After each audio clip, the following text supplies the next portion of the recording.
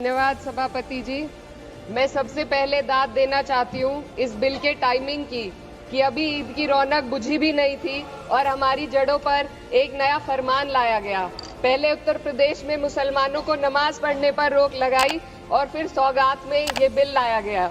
निसार में तेरी गलियों पे है वतन, जहाँ चली है रिवाजो गैर कि कोई ना सर उठाकर चल सके।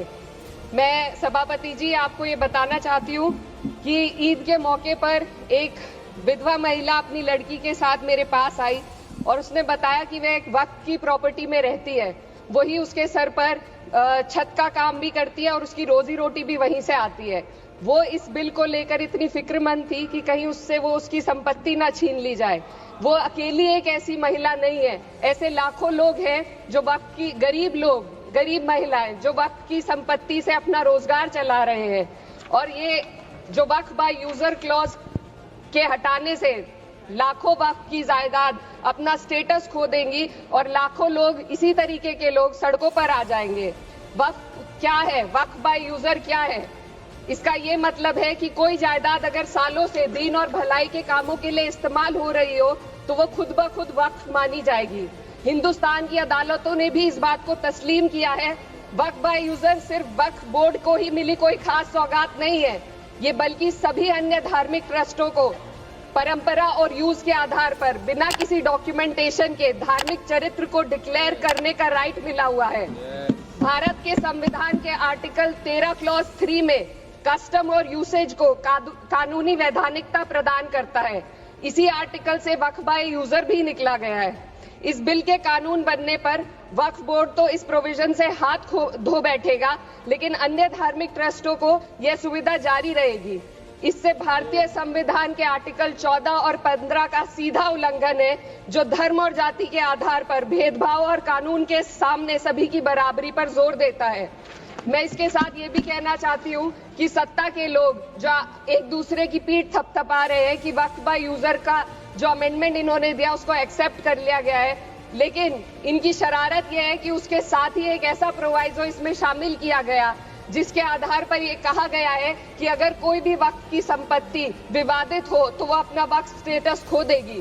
तो जो अमेंडमेंट इन्होंने दिया है, जिसको एक्सेप्ट कर लिया गया है, उसका कोई मतलब नहीं है। ये इनकी नीयत है जो साफ जाहिर हो रही है। सोने पर सुहागा एक काम और किया है। सरकार ने वक्फ की कानून के सेक्शन 107 को हटाकर लिमिटेशन एक्ट में 12 साल तक ही किसी के खिलाफ अदालत में जाने का प्रोविजन है। सेक्शन 107 में बोर्ड को लिमिटेशन एक्ट से राहत मिली हुई थी। वक्फ बोर्ड कभी भी अवैध कब्जाधारियों के खिलाफ अदालत जा सकता था। अगर ये सेक्शन ना हो तो अवैध कब्जा करने वाले लोग कानूनी प्रक्रिया का फायदा उठाकर वक्फ की प्रॉपर्टी को हड़प सकते हैं। अन्य धार्मिक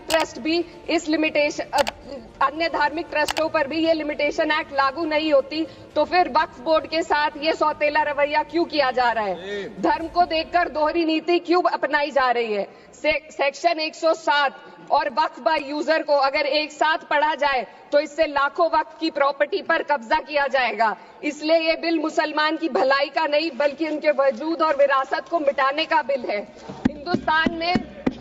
हिंदुस्तान में बहुत सारे धार्मिक ट्रस्ट हैं जिसमें उस खास मजहब के लोग शामिल होते हैं और उसका इंतजाम करते हैं। और ये बात समझ में आने वाली भी है, क्योंकि जो व्यक्ति अपने मजहब के रीति रिवाज को जितना अच्छे से समझ सकता है, किसी अन्य मजहब का व्यक्ति नहीं समझ सकता।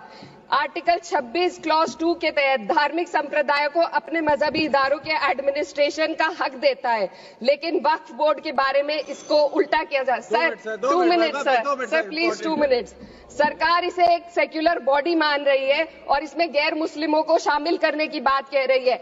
आपके मुंह से सेक्युलरिज्म की बात सुनकर अच्छा लगा, लेकिन अगले ही पल ये भ्रम टूट जाता है, क्योंकि आपको सिर्फ दान देने के लिए प्रैक्टिसिंग मुस्लिम का आपने क्लॉज डाला है, लेकिन बोर्ड में बैठने के लिए मुस्लिम होने की कोई आपकी क्लॉज नहीं है। तो इससे आपकी जो दोहरी नीति है वो साफ जाहिर होती है। ये वही सरकार है जिसने राम जन्मभूमि ट्रस्ट में ये लिख दिया कि जिला अधिकारी भी अगर होगा तो हिंदू होना चाहिए।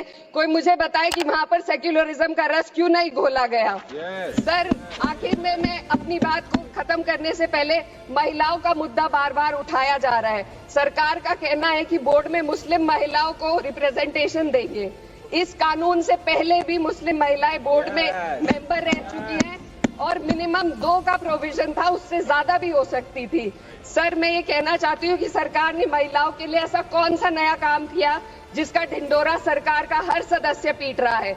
इस बात की तायीद अगर आपकी तरफ से कोई मुस्लिम महिला करती तो हम उसका यकीन भी करते, लेकिन अफसोस आपकी इतनी लंबी कतार में एक भी मुस्लिम महिला नजर नहीं आती है।